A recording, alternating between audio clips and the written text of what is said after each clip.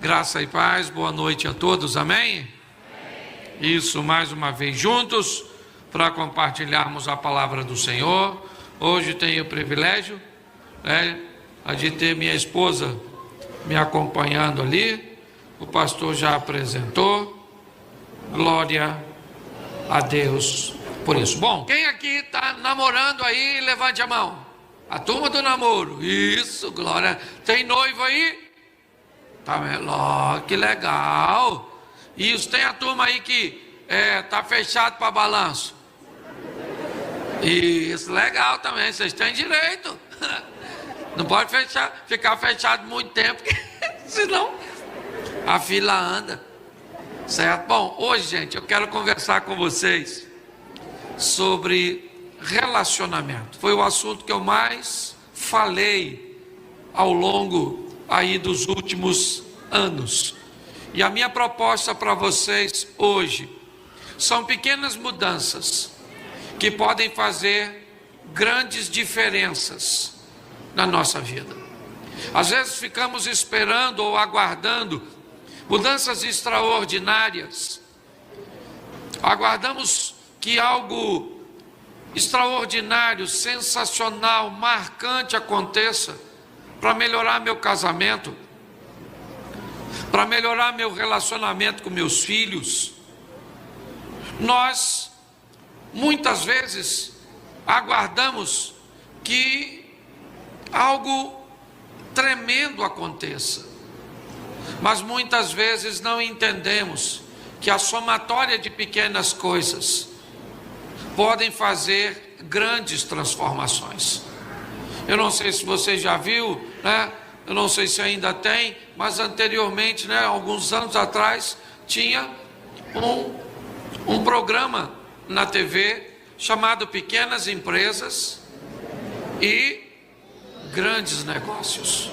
Como pessoas conseguiam fazer de pequenas coisas algo tão marcante, seja a prestação de serviço, seja um produto.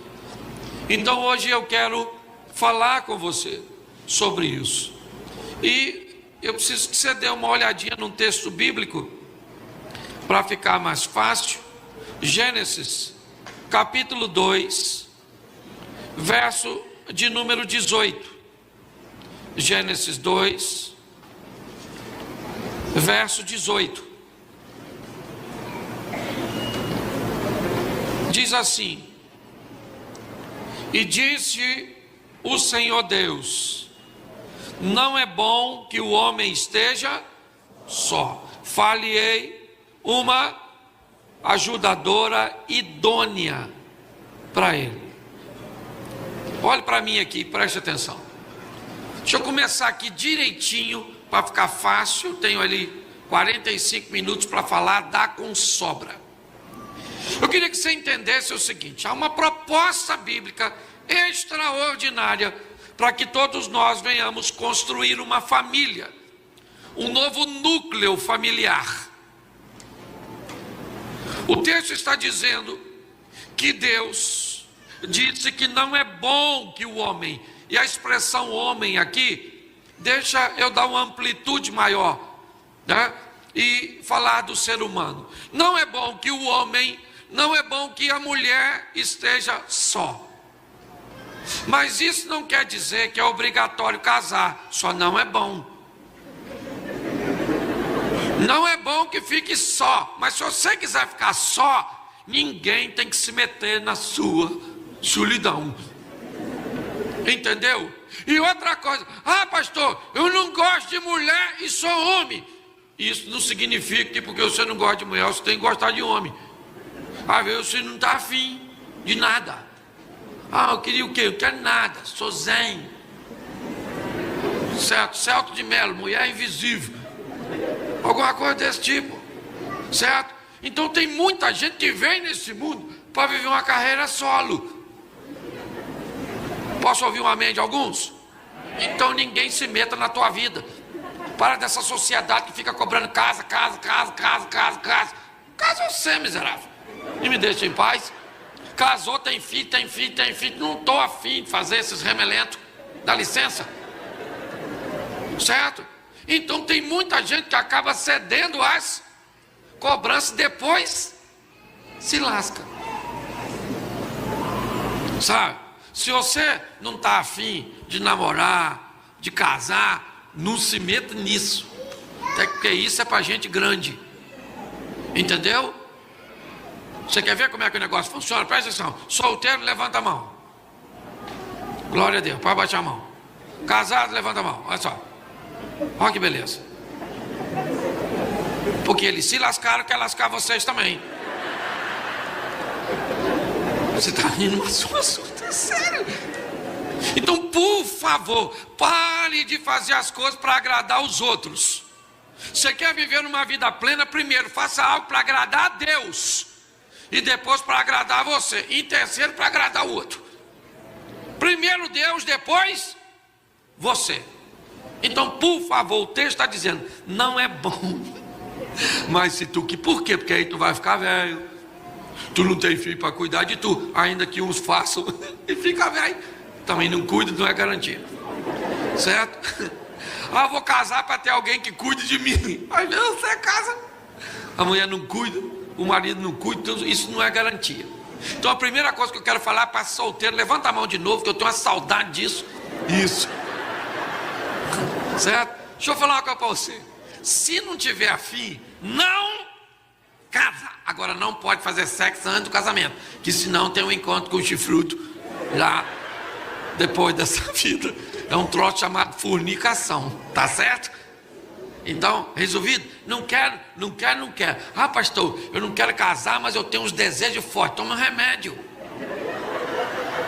Mas não tem gente que toma remédio para aumentar a libido? Por que você não pode tomar para matar o seu? Se de uma menina me perguntou, pastor, o que eu faço para acabar com o meu desejo? Eu falei, toma remédio, miserável, toma remédio. Tá certo? Então vamos levar as coisas a sério aqui, apesar de eu estar falando de uma forma bem humorada. Suponhamos que você resolveu que vai construir uma família. Louvado seja o Eterno, Deus disse que é bom, e se Ele disse que é bom, é porque é bom. Então deixa eu falar uma coisa para você que não quer casar, quer ficar solteiro pro resto da vida. É pior, porque Deus disse que é bom casar. Ah, mas tem coisa ruim no casamento, mas também tem coisa ruim na solidão, e ficar sozinho. Então tem prós e tem contras, mas você tem o direito de escolher. Isso é seu. Mas suponhamos que você resolveu que quer construir uma família, quer namorar. Pastor, que idade eu devo começar a namorar? Segura essa, que ainda que muitos não vão gostar. Quanto mais tarde, melhor.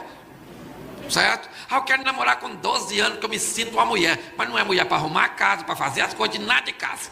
Para beijar, aí já é uma mulher crescida. Vendo Chiquitita e a mulher crescida. Só a graça do Eterno. Ok? Então, quanto mais tarde o menino quer namorar, já se sente um homem. Vai levar tempo, meu filho. Ok? Então esse negócio de namorar com 11 anos, 12 anos, 13 anos, 14 anos, 15 anos, para mim, ó. Até porque intimidade é uma via de mão única. Entendeu? Quer viver em santidade, demora mais. Por quê? Porque é mão única. Intimidade. Tá namorando, deu um beijinho, do beijinho pro beijão. Dá a mãozinha pro mãozão. E você sabe, não fica olhando para mim com essa cara, nossa. O que é isso que ele está falando? Para de palhaçada, que Deus sabe que você já viveu. Então o assunto aqui é sério, tá certo? Então, beleza, se puder prolongar esse negócio para namorar mais tarde, vai trabalhar primeiro, estudar primeiro, arrumar recurso financeiro, emocional e espiritual para construir uma família. Amém? Então tá bom. Pastor, como é que eu escolho uma pessoa para casar? Isso é fácil. Entendeu? Os critérios de escolha são fáceis. Difícil é arrumar alguém para passar neles. Pastor, o que a Bíblia diz para casar? Primeiro, segundo a Bíblia, é aconselhável que você se case com alguém que professa a mesma fé. Por quê? Porque isso já dá uma ajuda. Pelo menos os dois vão caminhar na mesma fé. Certo? Se há espírito, os dois vão para o espiritismo. Se é protestante, os dois vão para a igreja. Se é católico, os dois vão levando o terço. E louvado seja o eterno. Tá certo? Vai ajudar bastante, mas não é sinônimo de sucesso. Segundo, quer escolher alguém? Seus hormônios têm que gostar da pessoa. Ah, por que você não namora fulano? Aí você olha para fulano, seus hormônios dizem. Então quando você vai escolher alguém, os seus hormônios têm que gostar. Você é cheia do Espírito Santo, fala a língua estranha, vê bola de fogo, vassoura de fogo. Mas quando você vê seu namorado, tem que te dar calor. Sangue de Jesus tem poder, já estou vendo ele em cima de mim. Louvado seja Deus. Você olha para sua namorada, tem que falar, vou rasgar no meio, maluco. Fica tranquilo que ele casa, não rasga nem na beiradinha. Mas tudo bem. Escute só. Se você quer construir um relacionamento sadio, você tem que observar coisas altamente relevantes. E uma delas é também se os seus hormônios. A sua mãe vem, nossa, olha que menino bom, família boa, educado. Aí você olha para o menino. Nossa, educadinho, nossa. Olha, esse menino tem dinheiro. Tu vai fazer amor com a nota de 100? Ô, garopinha gostosinha. Não é nada disso. Ok? Então escute só. As pessoas estão tomando uma das decisões mais importantes da sua vida, construir uma família. E tem muita gente que vem nesse culto aqui para fazer campanha por causa das besteiras que fez na escolha, ou dos filhos que fez quando misturou o seu DNA quanto do maldito. E aí saiu nesse monstro desse menino. Não é? E não ri não, que é seu filho. Escute só. As pessoas estão pegando coisas sérias e tratando de qualquer maneira. Então tem sim que olhar para seus hormônios, entendeu, querido? Seus hormônios têm que gostar do adversário. Querer. Posso ouvir um amém? Tem que olhar a família de origem. Você tem que ir lá visitar a família do rapaz. Hoje eles se casam, não sabem nada um do outro, nada. Ah, pastor, casei, meu marido é um ogro. Você vai olhar a família. O pai dele é Shrek. E ela quer que ele tenha um comportamento de Dom Juan. Quanto mais critério as pessoas tiverem na hora de tomar decisões sérias na sua vida, é importante, tem que saber a escola. Vai lá ver como é que ele trata a mãe dele. Tempo atrás uma menina falou comigo, pastor Romeu, um menino bonito, inteligente, crente. Quase que me apaixonei. Eu falei, esse menino está solteiro. Ela falou, pastor, só estou assim com a dúvida. Eu falei, o quê? Ele é nervoso, pastor. Ele bate na mãe dele. O que que o senhor acha, que eu devo casar com ele? Eu falei, claro. Aí ela falou assim, o senhor acha que é de Deus? Eu falei, se é de Deus eu não sei, mas essa senhora precisa parar de apanhar para ele bater em você que está novinha. Aí ela falou assim, o senhor acha que ele vai bater em mim? Eu falei, querido, um garoto que bate na mãe. Aí ela falou assim, não quero ele mais não, pastor. Falei, lamento muito pela mãe dele, que vai continuar apanhando. Não, na verdade, botei a véia numa fria.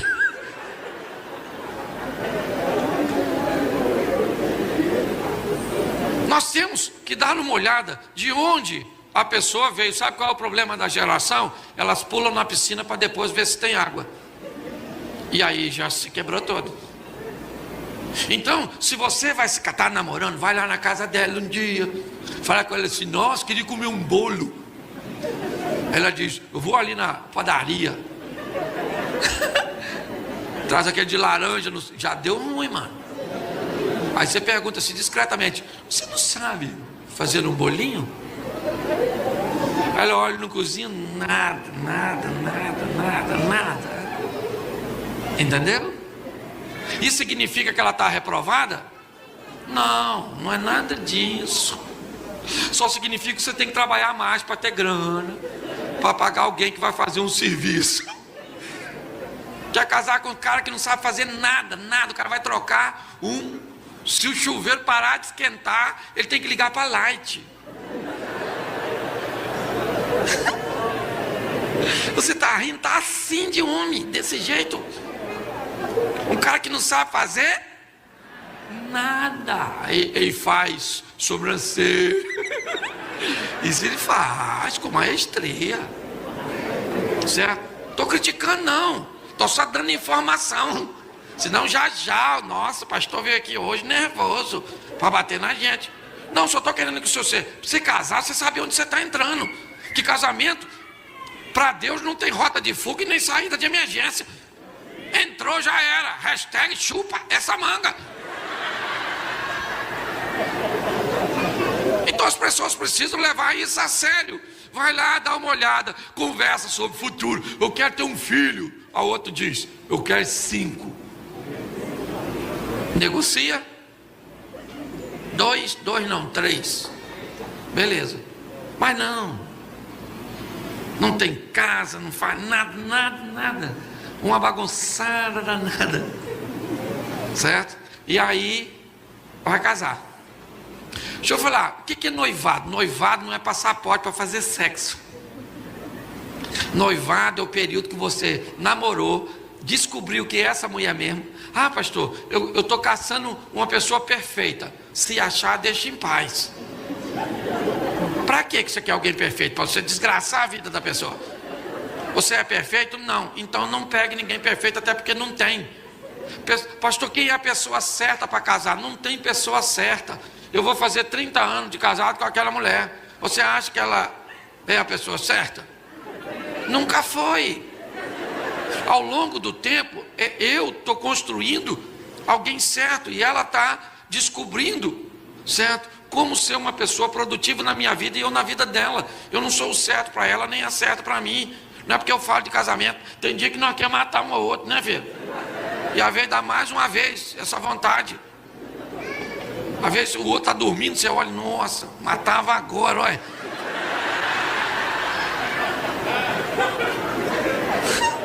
Então para com essa palhaçada de querer um casamento perfeito, sabe? Para com isso é uma ilusão. O casamento tem que ter problema.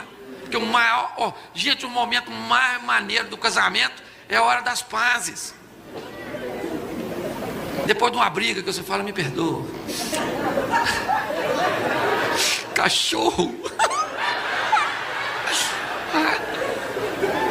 Te odeio. Ô, gente, vamos parar de criancice. Vamos levar esse negócio a sério. Ok? Então você vai escolher. Vamos lá, quero casar, quero. Então o que você precisa entender? Que você vai precisar, por exemplo, noivado. Decidir que é ela. Então agora noivado é o período que eu monto recursos. Tem gente que consegue se casar com uma casa própria. Mas isso necessariamente não precisa acontecer assim. Tem gente que diz assim, quem casa quer, mas isso não dá para a realidade de todo mundo. Então às vezes tem que começar numa casa de aluguel, com pouquinhos móveis, certo? Com um frigobar de geladeira. Sim ou não? Com um copinho de geleia. Sabe? Tem gente que mora numa casa tão apertadinha no começo, que para o sol entrar, nós temos que sair. Mas é muito legal você construir alguma coisa ao lado de alguém. Eu vim falando com ela hoje, nós estávamos batendo papo. Quando nós casamos, nós não tínhamos nada. Pensa no... Sabe aquela música? O ladrão foi lá em casa, quase morreu do coração. Eu acho que foi lá em casa na época que nós casou. Nada. Uma cama tão apertada que nós sonhávamos o mesmo sonho.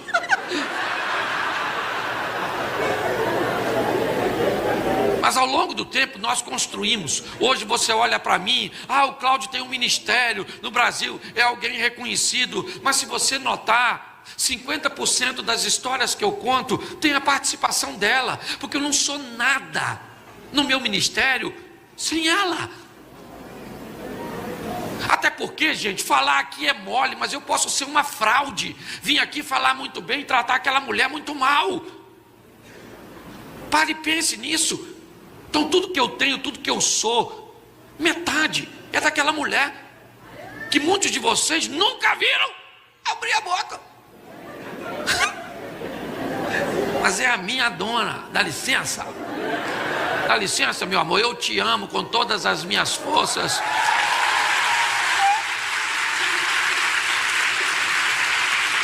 Você entende?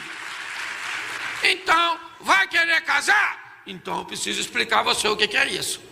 Aí você precisa entender um pouco do que é homem e o que é mulher. E aí é que o bicho pega. Que é muito diferente, muito diferente, muito diferente. Seu marido quer comer alguma coisa, ele diz assim: domingo eu quero comer uma feijoada. Vamos fazer um churrasco? Quero comer um peixe. Sua mulher fala assim: nossa, queria comer um negócio diferente. Assim, negócio gostoso, assim. Se o cara não for maduro, tenta adivinhar. Se lasca. Quer comer o quê, filho? Hambúrguer, hambúrguer, hambúrguer. Já tô uma jamanta, ainda vou comer hambúrguer. Você quer o quê? O chocolate? Quer que meu rosto fique em frangalho? Quer comer o quê? Veneno? Preste atenção, a dificuldade. Isso é maneiro. 3 homens estão num shopping, certo? Um quer ir no banheiro, às vezes numa praça de alimentação. O que é que o cara fala? Dá licença aí, gente, que eu vou dar um pulinho no banheiro ali. Já volto já. Sim ou não? Tem 3 mulheres, uma quer ir no banheiro, o que é que ela faz? Vão ali no banheiro. Aí a outra fala assim: espera aí, vão no banheiro. Ela... vontade coletiva. E o pior, chega lá no ambiente, uma senta para fazer, as outras 2 conversam com a outra que está fazendo. Pensa tu, homem, sentado no vaso. E aí, mano, beleza? Isso aqui tá maneiro.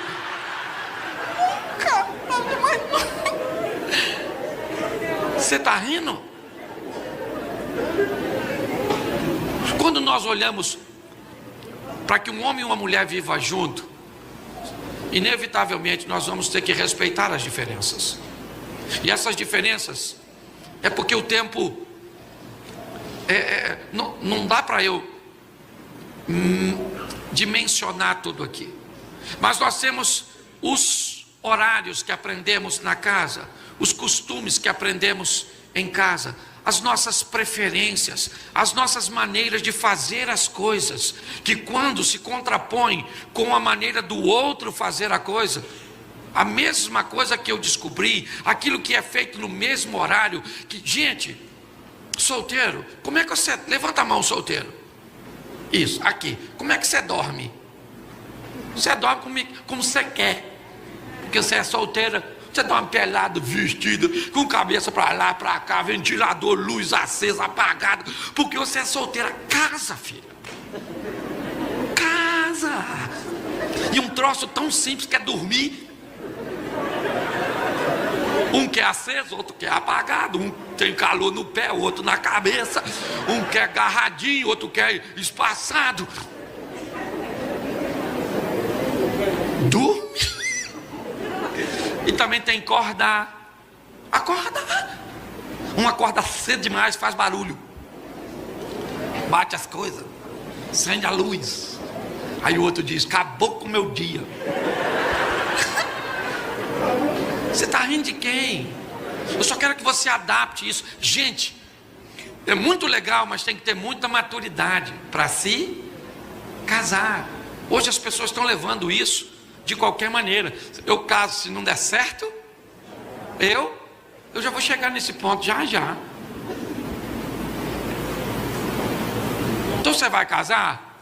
Vou casar. Você só precisa entender uma coisa: antes de você casar, as coisas são suas. Depois que você casa, você sai da primeira pessoa do singular e vai para a primeira pessoa do plural. Agora não sou mais eu, somos nós. Antes eu digo eu compro, agora eu digo eu posso comprar. Antes eu dizia eu vou, agora eu digo posso ir. E no melhor da possibilidade, vamos. Certo? Porque se a gente não examinar também a casa um do outro, a família do outro vira a antessala do inferno. Eu já falei isso aqui diversas vezes. Por quê? Porque tem família aglutinada, família dispersiva, família de lobo, família de hiena. A família, por exemplo, se eu só usar esse exemplo, família dos aglutinados, é a família do tudo junto.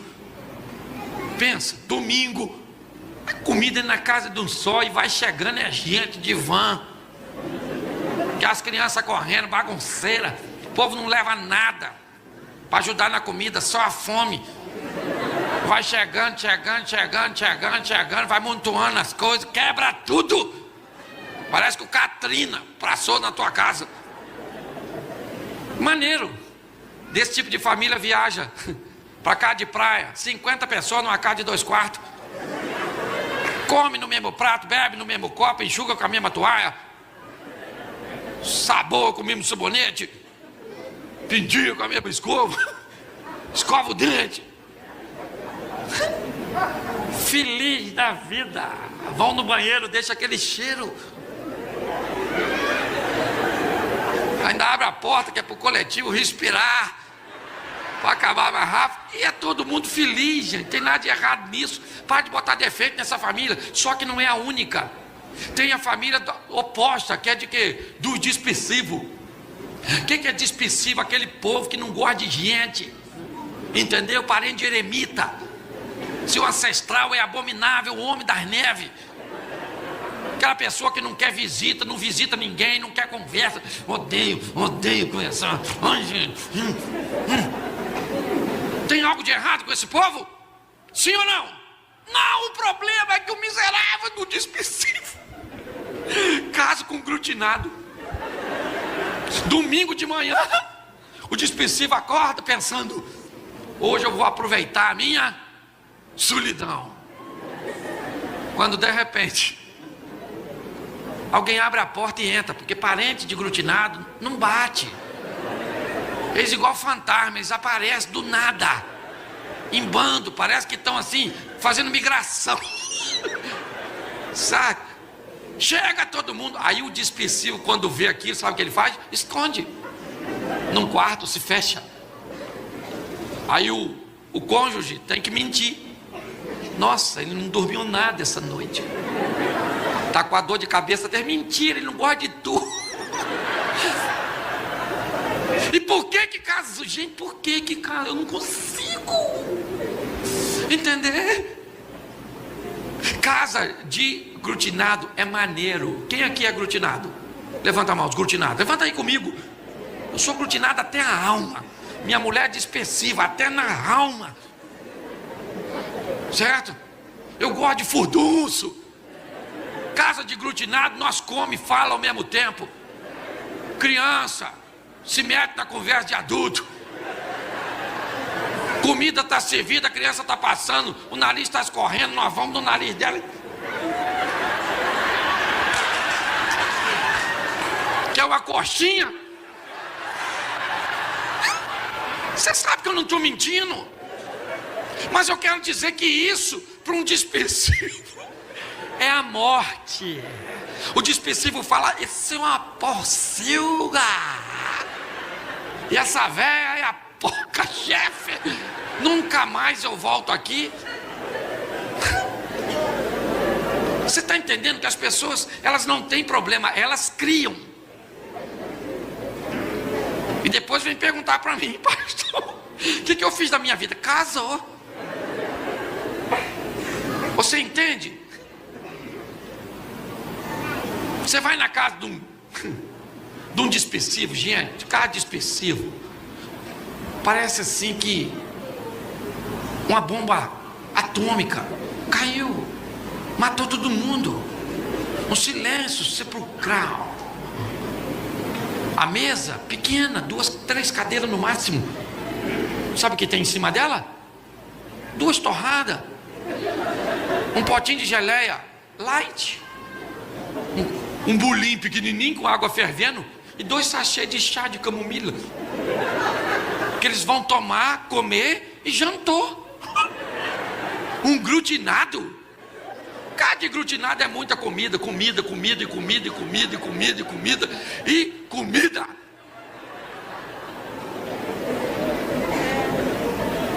Glutinado chega na casa do despensível, ele come o pires, o prato, o bule, e ele fala: esse povo tem dinheiro, mas vai tudo pro inferno, esses infelizes.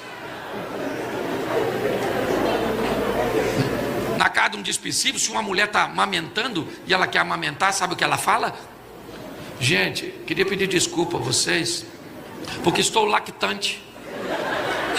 O glutinado de lac. Isso é chocolate, alguma coisa assim? Dá licença que eu vou me ausentar para dar de mamar ao meu bebê. Ela vai lá pro quarto, certo? Tem o sutiã, que tem um zíper, e amamenta o bebê na casa do glutinado. A criança quer mamar, a mãe fala assim: ô gente, repara não, isso aqui é um bezerro. Na frente de todo mundo, puxa o peito, põe pra fora, enfia o menino.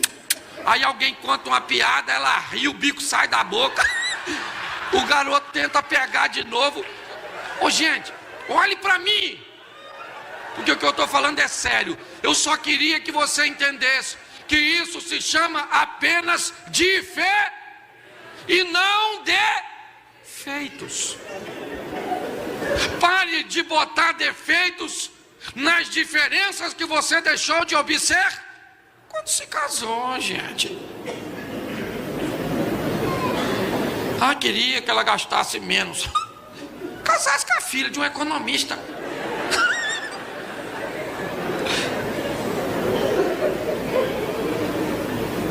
As pessoas têm dificuldades de olhar de uma forma mais plena, mais ampla. Note que eu só estou falando de coisa ruim. Quase 45 minutos. E você está se divertindo. Só das desgraças que eu estou falando. Então, sabe o que eu descobri ao longo da minha caminhada? Que pessoas não estão casadas com a pessoa errada. Elas estão agindo de forma errada ao lado da pessoa certa. Você não precisa trocar de cônjuge, você precisa trocar de postura. Mas aí nós temos um problema, a tal da miopia, a dificuldade de ver defeito nosso. Quando é dos outros nós vemos, gente, mas o nosso, até porque se o outro fala demais, ele é o quê? Ele é o quê? Fofó, linguarudo, mexeriqueiro, se mete na vida dos outros. Se você falar demais, o que que você é? Positivo, sincero, honesto, gosto das coisas certas.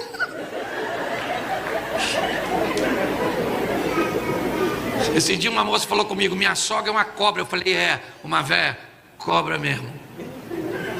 Aí ela falou: é cobra, pastor? Eu falei: cobra, sua sogra é uma cobra. Eu falei: mas essa cobra tem um filho? Ela falou: eu sei. Eu falei: e esse filho tem uma mulher? E o filho de cobra é o quê? Ela falou: cobra? Eu falei: e cobra casa com o quê? Ela falou: aí não.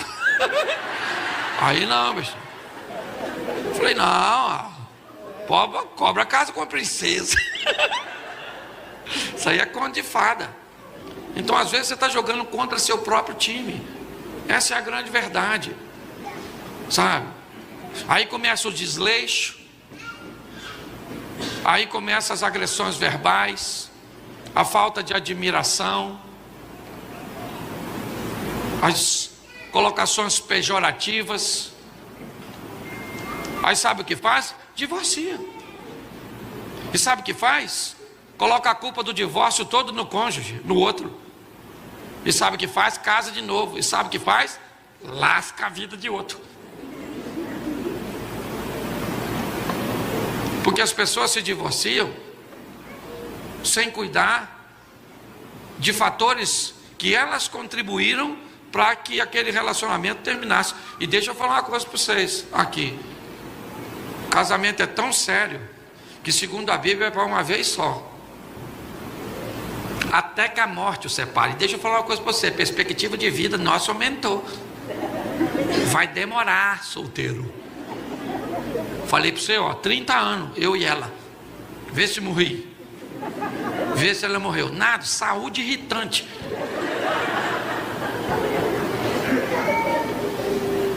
Entenda bem. Aí nós vamos vir para a igreja, vamos louvar e bendizer o Senhor e vamos voltar para casa, onde ficamos a maior parte do tempo. Um ambiente inóspito, agressivo, de incompreensão, de distanciamento. Nós estamos na igreja, vamos até para o céu. E eu não estou dizendo que não vai, não. Você vai até para o céu quando morrer, mas sua vida aqui vai ser o inferno, porque não aprendeu a lidar com as diferenças das pessoas. Não aprendeu a pegar aquilo que é bom de cada um, porque todo mundo tem. Se você não consegue enxergar nada de bom nos outros, isso significa apenas que você não tem nada de bom. Porque todo mundo tem alguma coisa para contribuir. E nós, como igreja, trabalhamos para que a sua vida melhore na sua casa. Mas como é que isso vai acontecer se você sequer é capaz de entender que pessoas são diferentes? Você não é capaz de entender que, por exemplo, um relacionamento sadio, ele é feito de razão e de felicidade. O que é isso, pastor? Razão é aquilo que eu defendo para dizer quem eu sou, que eu estou vivo. O que é felicidade? Felicidade é aquele momento que eu não estou nem aí para se há razão ou não. Eu quero ser feliz. Tem gente que opta por ser feliz o tempo inteiro num relacionamento.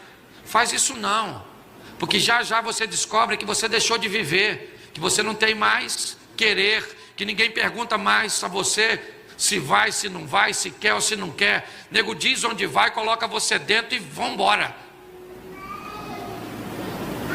Isso é uma vida horrorosa. Mas se você quer ter razão sempre, você é um chato que vai terminar sozinho. Porque um relacionamento sadio, ele é feito entre razão e o balanceamento, razão e felicidade.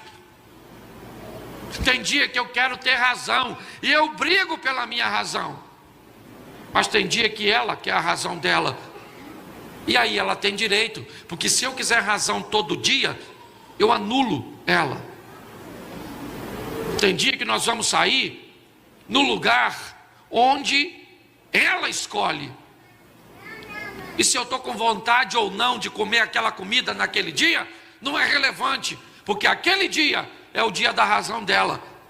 Nós ainda temos um filho solteiro, que também tem o direito de ter razão na nossa casa. Então tem dia que é uma casa de campo, tem dia que é uma casa de praia, tem dia que é uma pizza, tem dia que é um hambúrguer, tem dia que é um ovo frito. Isso é equilíbrio, maturidade. Mas pastor, por que você está falando isso num culto de campanha? Porque não tem mais nada precioso do que Deus quer para a nossa vida, que é uma vida harmônica. Que seu filho olhar para você e para sua mulher e dizer: poxa, eu quero ser igual papai, eu quero ser igual mamãe. Você sabe por que muitas dessas garotadas não querem se casar? Porque os exemplos às vezes são bem ruins, são desafiadores. Vamos deixar um legado, fazer da nossa vida um teto que funcione como um piso para a próxima geração. Nós temos que aprender a ensinar essa turminha a cuidar de seu maior patrimônio, que é a sua casa. Mas nós estamos vivendo com uma geraçãozinha aí, ó, que não apanhou. Eu sempre termino aqui falando disso. Quem aqui apanhou, levanta a mão. Aí, levanta a mão aí fora quem apanhou também. Isso, louvado seja Deus. Olha lá, quase todo mundo, estou olhando aqui. A mãe descia o porrete, sim ou não?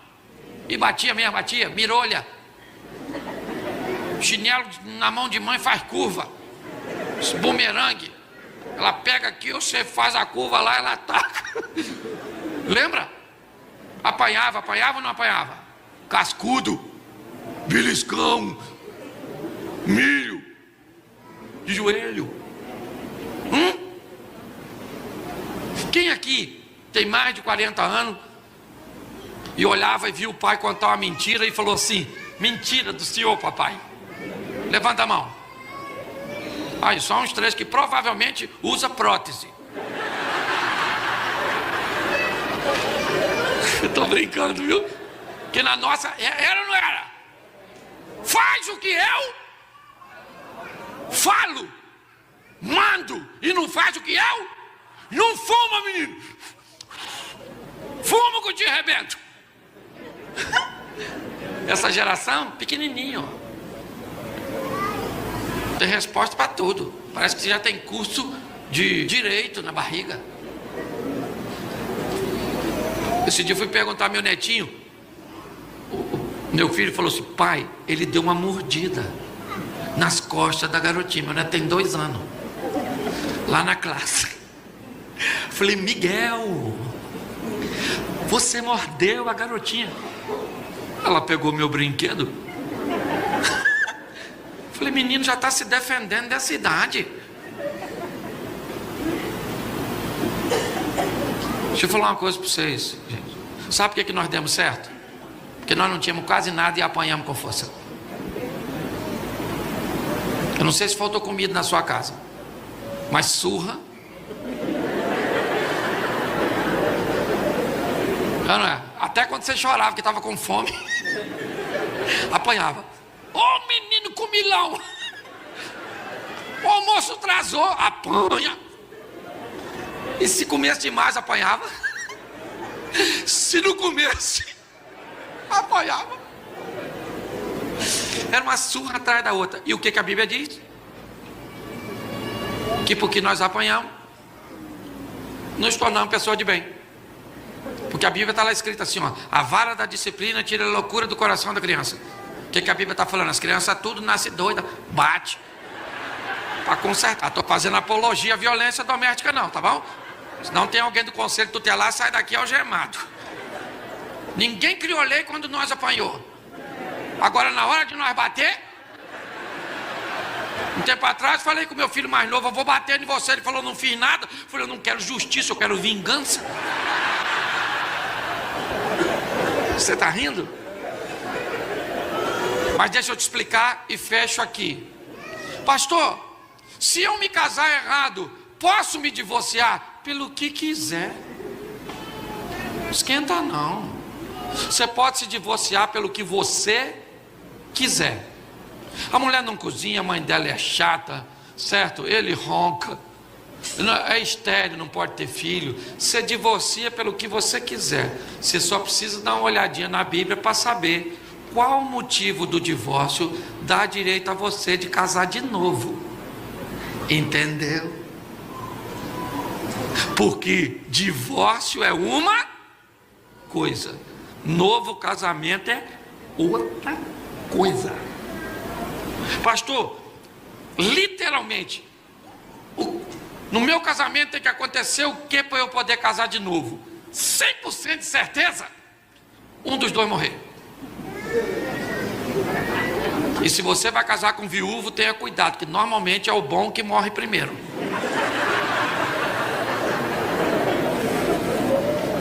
Porque Deus dá uma chance para o mal se recuperar. Pastor, e se adulterar? Bom, se adulterar também tem uma rotinha de fuga. A minha pergunta é: será que o traído não foi motivação para que o traidor brotasse? E aí eu pergunto, se uma mulher deixa um homem, usando um exemplo rápido aqui, se uma mulher deixa um homem 6 meses sem sexo e ele adultera, você acha que ela foi instrumento? Não justifica, ok? Mas você acha que ela contribuiu para que ele adulterasse, sim ou não? Sim ou não? Ok, então você só cuidado. Então por isso eu quero desanimar você, nos 2 sentidos. Eu quero desanimar você a casar antes da hora, a ficar atendendo esses apelos que eu falei aqui no começo. Eu quero desanimar você a divorciar. Esse marido é ruim, mas é seu. Essa mulher é o cão chupando manga. E você é o quê? Marido do cão que chupa manga. Pronto, já dei um título para tu. Fica de pé, porque eu estou em cima da hora, eu tinha tanta coisa para falar, mas a gente está acertando. Dia 21 eu estou de volta, então eu vou continuar a mensagem de hoje. Posso ouvir um amém? Amém. Então fecha seus olhos, pode fechar que ninguém vai pegar nada seu. E aos solteiros, caminhe para a vossa liberdade. E aos casados, pegou perpétua. Feche seus olhos, feche seus olhos. Eu quero orar, agradecer a Deus. Pai, muito obrigado por essa noite, e nos dê a consciência de que casamento é coisa séria, é bom, mas não é obrigatório.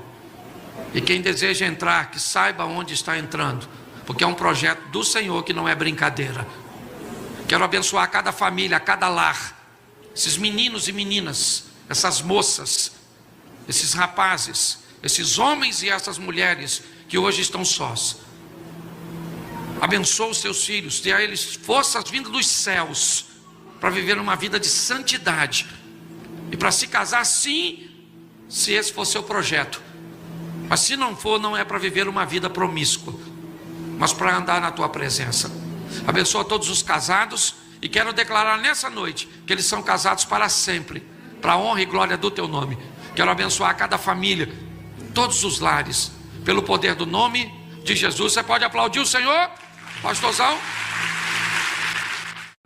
Gênesis, capítulo de número 37, verso 7.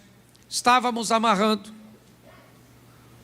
os feixes de trigo no campo, quando o meu feixe se levantou e ficou em pé, e os seus feixes se ajuntaram ao redor do meu e se curvaram. Presta atenção, Gênesis 37.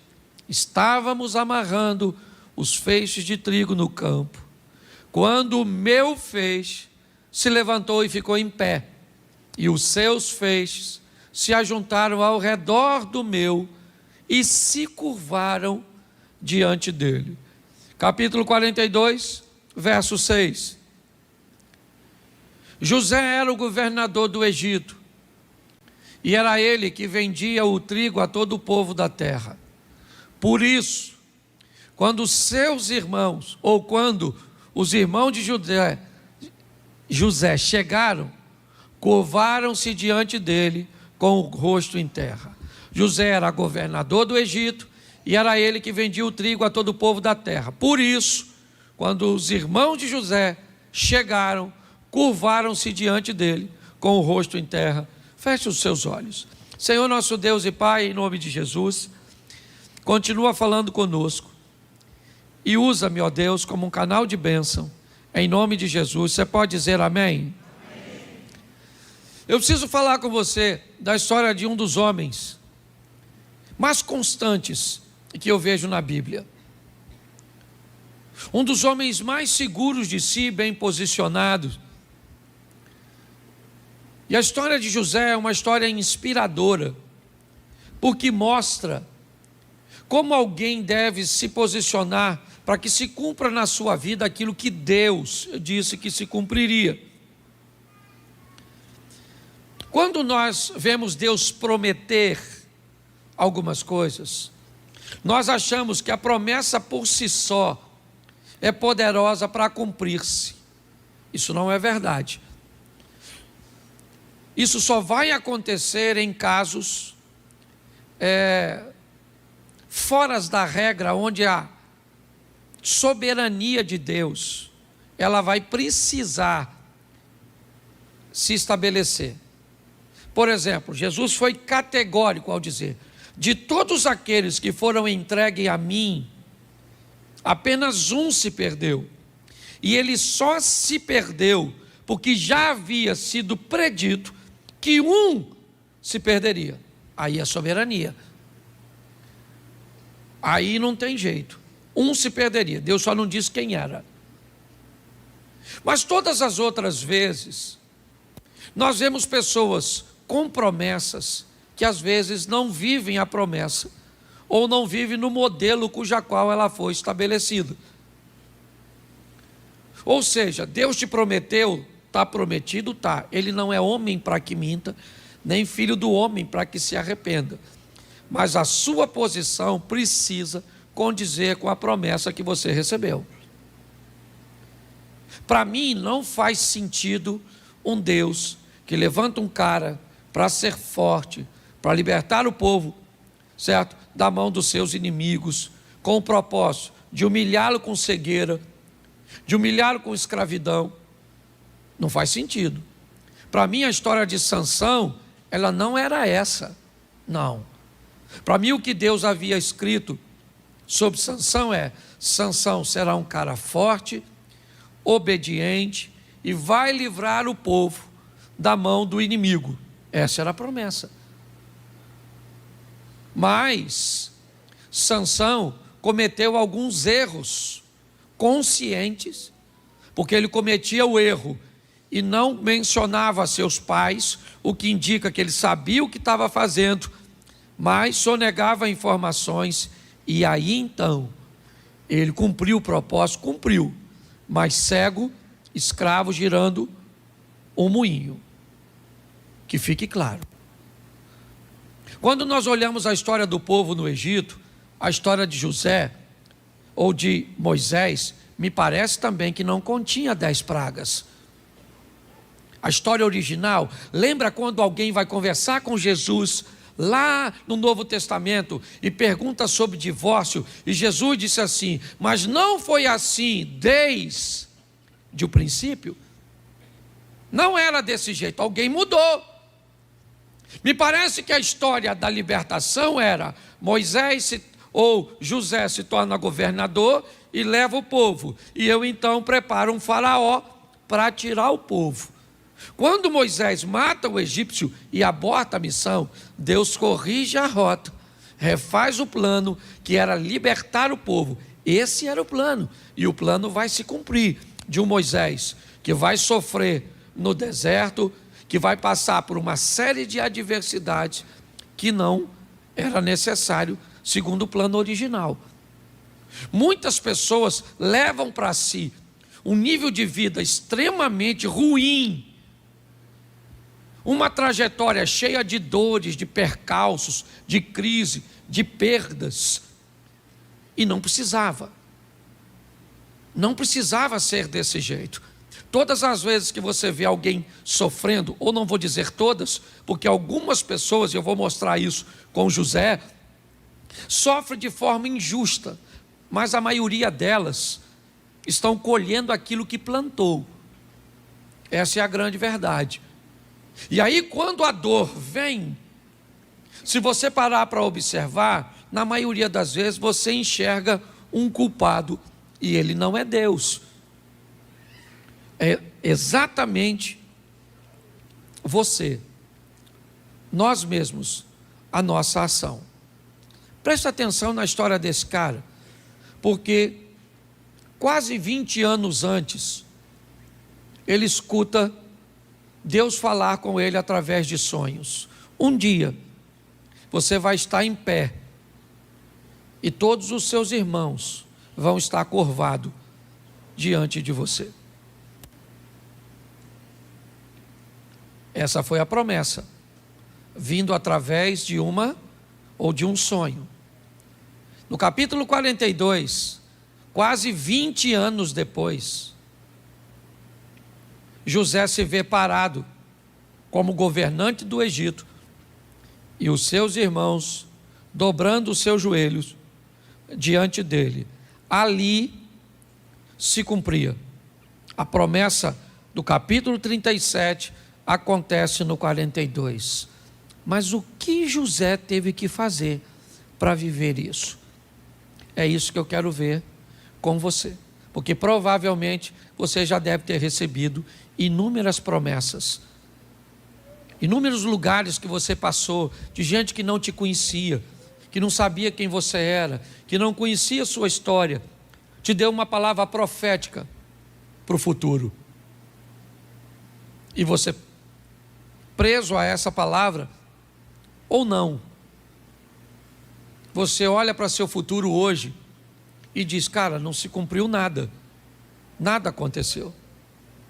Então dá uma olhadinha aqui na história dele. Eu vou contar rapidinho, são 22 minutos que eu tenho, eu não vou passar do horário.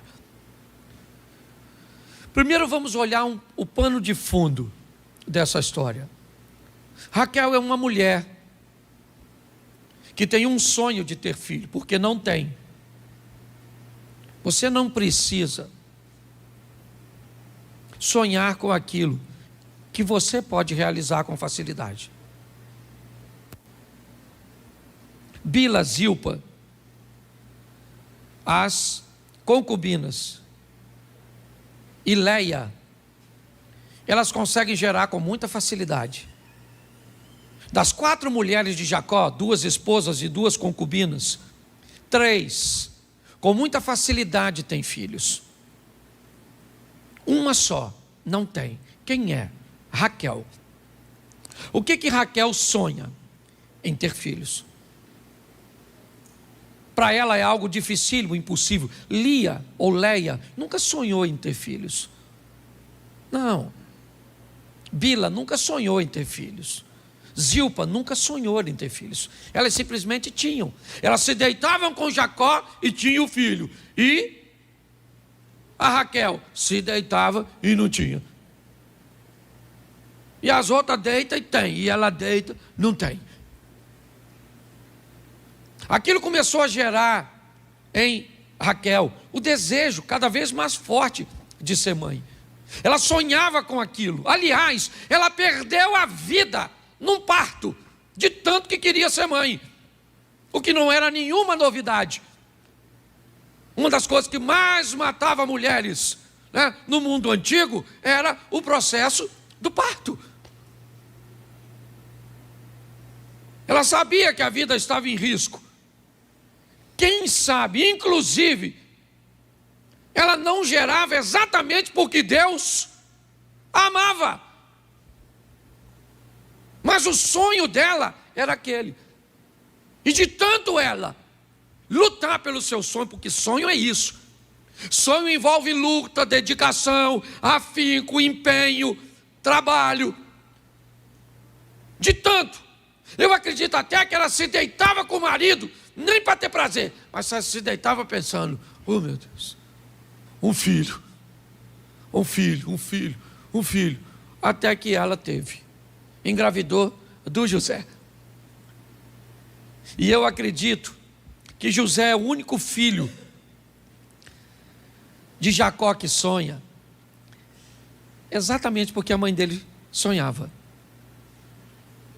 Provavelmente a mãe dele dizia: meu filho, você é fruto do meu. Eu lutei muito, porque tudo aquilo que nós lutamos muito, nós temos orgulho de dizer.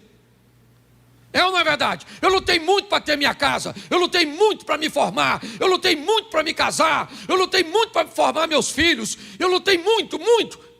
Agora tudo que não tem luta nenhuma, você nem fala direito, porque é fácil. E me parece que esse menino cresceu ouvindo falar de sonhos. Sonhos. Sonha, meu filho, sonha grande. Meu filho, sonha grande. Você pode sonhar. Vamos lá, meu filho, sonha, sonha. Zilpa nunca disse isso. Nem Bila, nem Leia. Mas José ouvia isso de sua mãe. Com certeza. Ele começa então a sonhar em ser grande. Aliás, seus irmãos o invejavam, simplesmente porque ele sonhava. Tem gente que se incomoda só de você pensar em ser grande, só em você pensar em conquistar.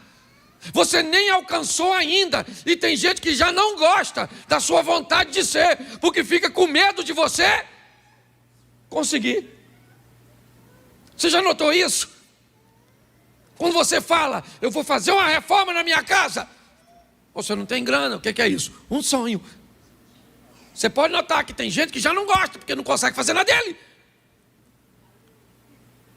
E José começa a sonhar, mas o sonho dele é muito esquisito, porque ele sonha que os irmãos vão se curvar, e os irmãos não iam muito com a cara dele, não. Essa é a grande verdade. A primeira coisa nessa vida que eu quero te impulsionar hoje é passar a andar com quem é sonhador. Porque todas as vezes que você anda com gente que sonha, a pessoa começa a contar o sonho e te empurrar para frente também. E você sonha com o quê? Ah, não sonho nada não. Pô, cara, tem que sonhar com alguma coisa, pô. Fala aí uma coisa que você deseja muito, mas que é impossível. Ah, eu desejo comprar uma bicicleta. Ô, maluco, isso aí não precisa de sonho. Isso aí você precisa de trabalho. Arruma um bico. Entendeu? Trabalha quando você arruma uma bicicletinha. Compra primeiro uma usada, depois você pula para uma nova. Uma bicicleta zero. Ah, pastor, mas eu tenho vontade mesmo de andar numa Mercedes. Aí é sonho. E sonho bom, louvado seja Deus. Quem aqui gostaria de andar numa Mercedes, daquela zerinha assim? Isso, tem gente que nem levantou a mão. Isso aí. Porque provavelmente deve ser um Lamborghini, uma Ferrari, um Porsche, Mercedes é pouco. Certo? Mas preste atenção. Anda com sonhador, com quem sonha. Às vezes eu estou numa roda com amigos, nós começamos a falar o que vamos fazer na igreja. Aí você fala um negócio, você vê o olho do outro brilhar. Porque ele já quer que você termine de falar para ele falar do sonho dele. Entendeu? Se você contar, por exemplo, que está esperando um homem bonito, inteligente, rico, para uma mulher que não sonha, ela vai falar: você é louca, garoto. Esse homem não existe. Se existir, já está casado. Agora conta para uma mulher sonhadora. Ah, eu quero um homem louro, alto, dos olhos azul, assim, rico. E você pode olhar na cara da sonhadora que ela fica assim, ó. O que é isso? É vontade de falar do céu. Você termina de falar, eu quero louro, não quero moreno, 1,83 m, não quero nem 84, já falei, certo? Quero assim. Agora conta seu sonho, fica andando com quem não sonha, só anda com cabeça de bagre. Está lá. Ele começa a sonhar, só que ele sonha muito alto. E o texto diz que os irmãos dele têm um comportamento muito ruim. Você quer realizar seus sonhos? Aprenda uma coisa, sempre vai ter perto de você gente com comportamento ruim. Onde? Em tudo quanto é lugar. Na igreja tem gente com comportamento ruim? Tem? Pois é, tem. Na sua família tem gente com comportamento ruim? Tem? No seu trabalho tem gente com comportamento ruim? Sangue de Jesus tem poder. Na sua universidade, na sua escola tem gente com comportamento ruim? No seu ciclo de amizade tem gente com comportamento ruim? E aí, querido? Como é que você faz? O texto diz que José está vivendo num ambiente onde o comportamento é mau, mas ele se mantém firme, porque ele não é todo mundo, ele sabe quem ele é. Então sempre vai ter gente perto de nós para nos dar um exemplo negativo, mas é você que diz se vai ou não vai seguir. O José está lá, os irmãos dele estão vacilando, e o José está lá. Pô, mas todo mundo está fazendo, mas eu não sou todo mundo. Mas todo mundo está, mas eu não sou todo mundo, porque eu não faço o que todo mundo. Não faço. Aí começa a acontecer um problema. Por quê? Quando você se comporta diferente de todo mundo, ou todo mundo sai da sua vida, ou você sai da vida de todo mundo. Porque não cabe mais, fica um negócio assim desconectado. O ambiente não é mais para você, ninguém te chama mais para o churrasco, ninguém te chama mais para a festinha, porque agora tu não bebe, tu não fala palavrão, tu não faz fofoca, tu anda vestidinha. Entendeu? Tu não gasta mais dinheiro. Você agora não cabe mais, porque são dois mundos, sim ou não? E aí, a vida, olha só, os irmãos de José não gostam do Zé. Por quê? Porque o Zé é diferente. E todas as vezes que você é diferente, você fica feio. Cirne. É a história do patinho. Lembra do patinho? Quac, quac, o patinho feio. Ele era pato? Sim ou não? Sim ou não? Bom, gente, vocês não conhecem nem fábula infantil? Se eu cantasse agora aqui, levanta e vai de ladinho. Todo mundo canta. Mas o patinho, tu não sabe? A pata teve uns patos. Dentre os patos tem um pato diferente. O pato não parece com os outros. E quando um pato não parece com os outros patos, ele é o quê? Feio. Porque no trabalho, se você não for igual a todo mundo e fazer o que todo mundo faz, você fica feio. Entendeu? Faça o que todo mundo está fazendo. Pense o que todo mundo está pensando. Isso, compre batom. Hipnotiza. Essa é velha. Só os fossilizados riram. Os mais novos sabem nem o que eu estou falando. Você entende? Para pensar. Todas as vezes, você muda de postura, você fica feio. Você fica fedido. Ninguém quer mais ficar perto de... O que é a vida? Tirando de perto de você quem não cabe no seu presente. Porque Deus quer te levar para lugares que pessoas que estão hoje não cabem na sua vida.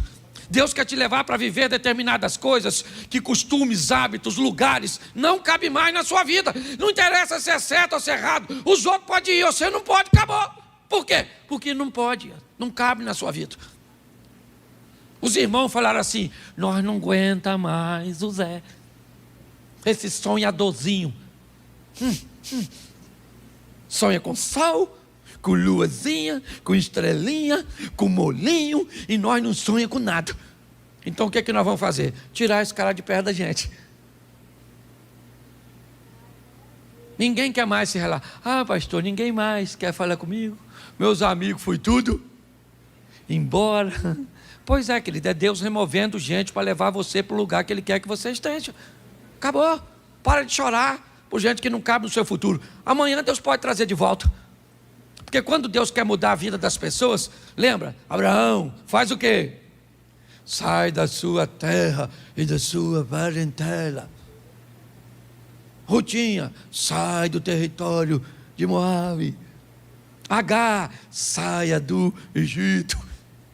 Entendeu? Você, saia desse estilo de vida. E eu vou levar você para onde as coisas estão acontecendo. Onde elas estão acontecendo?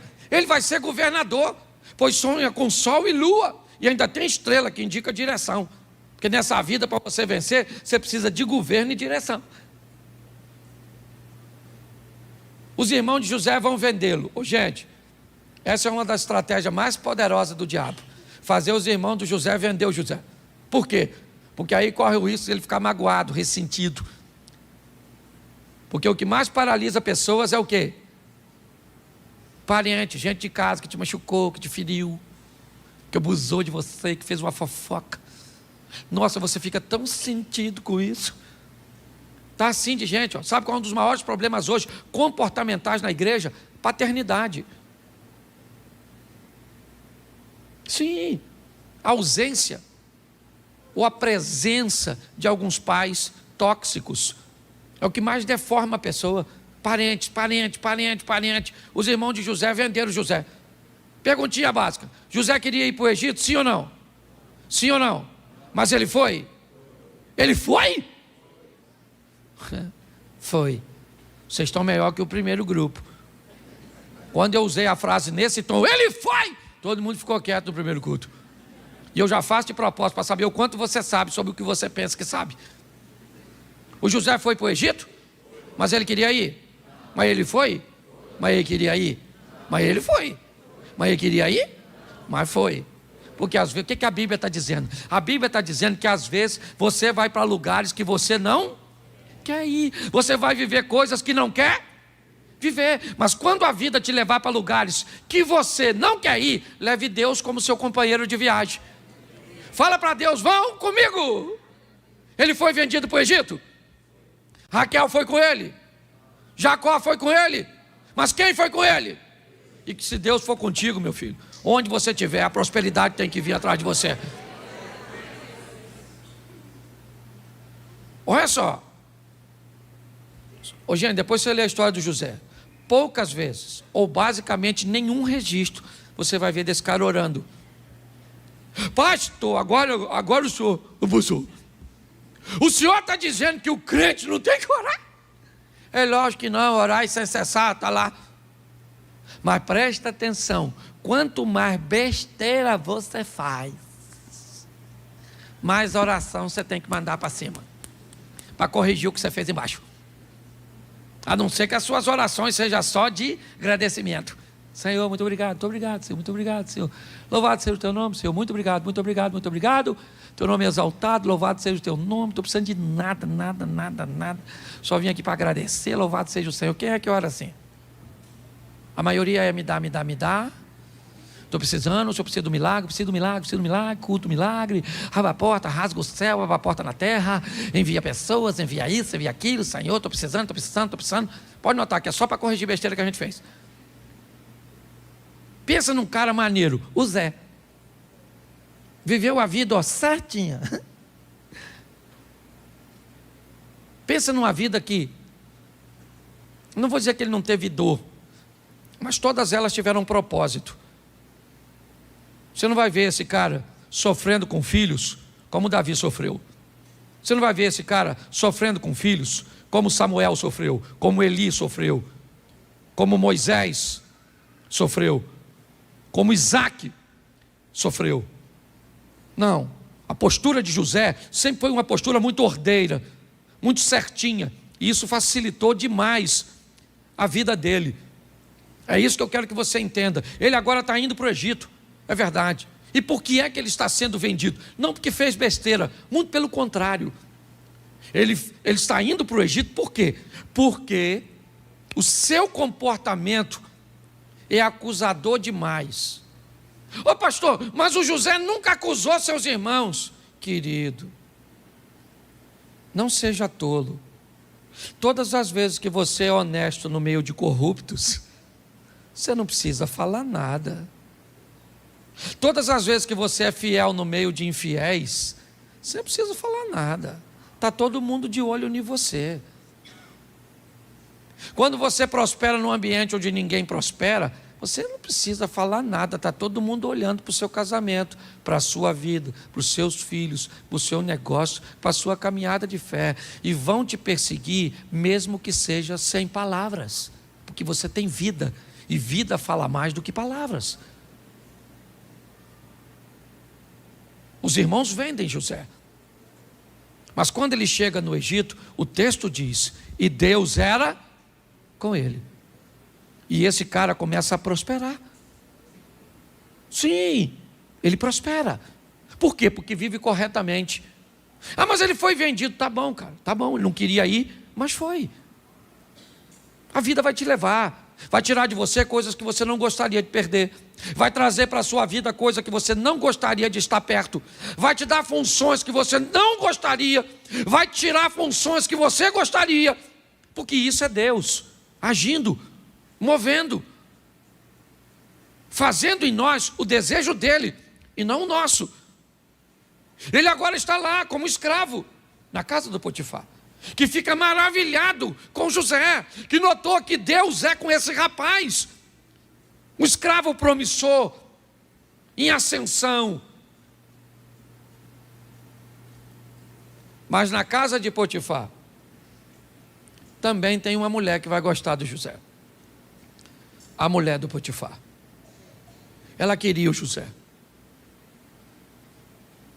Ela gostou dele. É um rapaz legal. Trabalha na casa dela. E ela está de olho no Zé. E provavelmente José começou a ficar de olho nela. porque ele não é cego. E a mulher do Potifar quer o José. Ela falou: Zé, vem deitar comigo. O Zé falou: não, maluco, não vou pegar você não. Ela falou: me pega, Zé. E o Zé falou: não pego. Não que eu não queira, ou não posso. Porque é isso, às vezes você quer, mas não pode, porque não tem esse negócio de não querer não, filho. E a mulher fica olhando para mim como se vocês não olhassem também para outro homem. Tudo vai querer me enganar? Vocês são gente, quando passa um homem bonitão, fala sério que vocês não olham. É que vocês são dissimulada. Você olha sem os homens notar.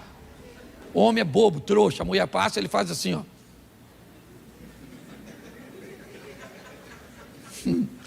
Mulher nada.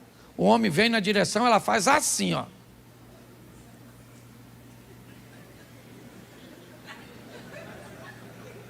Três olhadas, já olhou tudo. O marido dela nem viu. Na primeira olhada, ela escaneou o malandro. A segunda olhada, ela comparou com o marido. A terceira olhada, ela reprovou o marido. E o marido nem notou. Estou falando de desejo, não. Estou falando de gente. Gente! O José queria pegar ela, sim ou não? Sim ou não? Devia ser gostosa? Bonitona? Porque era para acabar com o sonho do Zé. Entendeu, querido? O diabo vai botar coisa feia perto de tu, não. Abre esse olho seu. Fica de olho nas oportunidades que o diabo vai criar para derrubar você. Aquela mulher falando: vem, Zé, vem, Zé. E o Zé não, mano. Caraca, que dificuldade, essa maluca é doida. Caramba, Senhor, me dá força para não pegar essa maluca. Rapaz, nossa. Porque é assim, querido. Você está rindo de você mesmo. Eu não sei qual é a área que o diabo vai criar para... Até que a mulher agarrou o Zé. Não conseguiu. Agarrou o Zé saiu correndo, deixou a capa para trás. E se tem uma coisa nesse mundo... Deixa eu ver como é que eu me posiciono. Que é um troço complicado. É uma mulher menino. A mulher montou o escândalo. Socorro! Tarado do Egito tentou me agarrar e tal. E o Zé, ó, saiu correndo. Aí quem chegou? O Potifar. Potifar chegou e falou: o que se passa nesse ambiente? Ela falou: o quê? O Zé tentou me violar. O Potifar sabia que Zé não ia pegar. O Zé era um cara maneiro, mas ele precisava tomar uma providência. Então mandou prender o Zé. Lá vai o Zé preso. Ele tentou agarrar a mulher, sim ou não? Injustiça ou não é? É ou não é? Ele é um cara obediente ou não é? Então quer dizer que obedecer coloca você sempre no ambiente de justiça? Sim ou não? Claro que não. Às vezes você faz tudo certo, parece que o mundo vira contra você. Mas fica quietinho no certo, que aquele que há de vir virá e não tardará. Não muda de postura não, que Deus está querendo se revelar a seu favor. Tem gente que fica revoltadinha. Então agora você vai ver. Vou sair, vou beber todas, vou pegar todas, vou para o inferno, você vai ver. Parece que o prejudicado é Deus. Tem gente muito engraçada. Diz que vai para o inferno para Deus ficar com remorso. Deus diz: no final de tudo eu destruo o Satanás, eu sei tudo junto e acabou o problema. Pois é, o Zé foi preso, coitado. Injustamente, sim ou não? Sim ou não? Isso. Quando alguém faz uma coisa que você não merece, fica calado. Quando alguém faz alguma coisa que você merece, muda de postura. Se alguém falou algo que você fez, não reclame, muda de postura. Se alguém disse algo que você não fez, cale essa boca, porque Deus vai agir a seu favor. Entendeu? Então das duas você não precisa falar nada. Ou você muda de postura e fica quieto porque você precisa mudar. Por exemplo, os outros me chamavam muito de palhaço. Por quê? Porque eu passava quase o culto todo contando história engraçada. Seu palhaço, lúdico, nem sei o que é, mas é quase igual palhaço na boca dos intelectuais, lúdicos. Um dia eu fui assistir um negócio meu, uma palestra minha, um DVD, eu falei: sangue de Jesus tem poder. Isso é um circo. E eu vi que o pessoal estava falando de mim, era diminuir. Não acabei porque Deus me chamou de bobo da corte. Falei com ele, pô, senhor, o senhor não está vendo que brinca assim? Me dá uma mensagem séria, assim, uma coisa mais centrada. Curve as vossas frontes, porque o Espírito de Deus vai descer neste lugar. Isso, aleluia. Não é minha área não é, minha área é a área da alegria. E eu fui falar com Deus, Senhor. Ele falou, você é meu bobo, Cláudio. Eu sou o rei e você é meu bobo da corte. Faz o que eu mando e cala essa boca. Você é rico porque não foi tu. Aí eu aprendi, falei, quer saber, eu vou fazer o que Deus mandou e dane-se. Quem não quiser que vá para outra igreja, tem um montão aí nas esquinas aí, vai para o inferno, mas que vá. Eu vou mudar, porque Deus me deu uma missão, eu vou agora querer fazer o que os outros fazem. Então aprenda isso, tenha maturidade. Se os outros vão gostar ou não, o problema não é seu, é deles. Agora o cara está lá preso, no meio dos bandidos. Chegou e falou o quê? Sou inocente. O que os bandidos falaram? Todo mundo que é. Ninguém aqui fez nada. Feio você, matou fulano? Tô nada. Armação. Quando José chega na prisão, sabe o que acontece com a prisão? Muda. Porque onde o cara chega, Deus chega com ele. E onde Deus chega com você, o ambiente tem que mudar. Fica mais leve, o pessoal começa a sonhar. Um copeiro que sonha, um padeiro que sonha. O negócio está ficando legalzinho. Porque Deus é com o José. Porque por onde ele for, Deus vai com ele. Lá ele queria sair, estava satisfeito não. Ele ficou chateado. Muito tempo preso, ele falou com o copeiro, quando o copeiro for solto. Pô, cara, fala pro faraó lá que eu não sou tarado não. O cara esqueceu dele. Ingratidão. Você aprende a sobreviver isso. Gente ingrata. Você faz muita coisa pela pessoa e na hora que você mais precisa, a pessoa lhe vira as. É desgraça demais para um Zé só. Mas eu gosto do Zé, que ele não fala nada do copeiro. Não fez uma fofoquinha, pelo menos não deixou registrado. Passou o tempo, o faraó sonhou. Quem é que interpretava o sonho? O José. Aí o copeiro lembrou, quase 2 anos depois. Ih, caraca, lembrei do Zé. Caraca, era para ter lembrado 3 dias. Ih, perdi a amizade. José agora sai da prisão. Estão gravando isso? Beleza. José sai da prisão para o governo. Entendeu? Agora ele governa. Não falei nada. Não era nada disso. Não era isso que vocês estão pensando. Também não vou consertar, não. Deixa quieto. Eu só não queria ser incoerente com o meu discurso. Tá. Agora José está governando. Quando ele assume o governo, sabe onde ele vai? Na casa do Potifar. Foi lá com o Potifar. Chama o Potifar aí. Chama o Potifar e a maluca da mulher dele. Fala que é o Zé. Governador dessa jossa toda agora. Fala aí agora, maluca. Que eu tentei te agarrar aquele dia. Fiquei preso um tempão por sua causa. Fala, não peguei você porque não quis. E você cala a boca, chifrudo. Ele fez isso sim ou não? Ele fez isso sim ou não? Porque quando Deus te der vitória, não é para você esfregar na cara de ninguém. Tem gente que está afinzão de vencer. Sabe para quê? Para esfregar. Para você que não acreditou em mim, vence não. O propósito de vitória não é esfregar na cara dos outros. O propósito de vitória é que o nome do Senhor seja glorificado através da sua vida. Pare de ficar preso ao passado. José agora é governante e pronto. O tempo passou, quem é que veio visitar ele? Os irmãozinhos com aquelas carinhas de foinha. E o Zé está lá em pé, ó.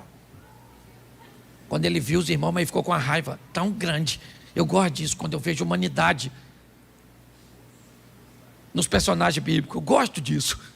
Eu vi o Zé falou, me venderam essas pragas. Aí agora, ó, vem. Os irmãos falaram, viemos fazer cumprir. Ele falou, vocês são espiões.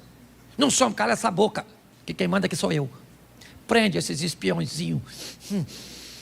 Prenderam. 3 dias depois a raiva passou. Eu gosto disso, que ele só mandou prender. E aí deu tempo das coisas se assentarem. Aprenda uma coisa nessa vida, evite decisões em momentos tempestivos. Nunca resolva nada quando você estiver muito feliz. Nunca resolva nada quando você estiver muito triste. Os 2 extremos podem te levar a prejuízo. Os irmãos se dobram diante de José. Capítulo 42. E agora, a Bíblia se cumpriu, sim ou não? Sim ou não? Mas ela não disse o que José vai fazer depois. Deus entrega de novo na mão de José aqueles que o venderam, que não gostavam dele, que falavam mal dele, mas não disse o que ele deveria fazer. Está aí, ó. Você agora é o governador e esses caras estão na sua mão. Quando José se revela para seus irmãos, os irmãos dizem: cara, e agora? O que ele vai fazer conosco? E José disse: calma, vocês não me venderam, foi Deus que me enviou na frente para esse momento. Eu queria deixar para nós hoje, porque essa palavra fala muito ao meu coração, em primeiro lugar. A vida está esperando por você, para que você tome decisões assertivas. Todas as vezes que você toma decisões erradas, inevitavelmente o erro, ele vai pegar você. Não tem jeito. Jacó traiu Esaú. Ao invés de consertar, ele foge. E quando ele foge, Esaú não está lá, mas ele se encontra com Labão, que também vai traí-lo. Você merece uma vida melhor. Não é essa a vida que Deus escolheu para você. O que eu e você precisamos fazer, e eu levei muito tempo para aprender isso, foi só começar a corrigir minhas decisões, minhas palavras, minha postura, meus impulsos, e eu comecei a ver que os meus problemas diminuíram. É como se o diabo tivesse deixado a minha vida. Só que eu descobri que na verdade ele nunca esteve na minha vida. Quem estava lá fazendo besteira era eu. Quando Cláudio parou de fazer besteira, as coisas mudaram. Saia daqui para viver uma vida que inspire outras pessoas a viverem com Deus também. Isso não vai diminuir sua oração, não. Ela deve acontecer todos os dias, mas pode ter certeza de uma coisa: a pauta da conversa vai ser diferente. Você vai ter mais tempo para agradecer, para reconhecer. Tem gente aqui vivendo isso hoje. Se você caçar o diabo, você não acha. Se achava indecisões, insegurança, uma série de coisas. É isso, essa é a nossa proposta, é a proposta da igreja.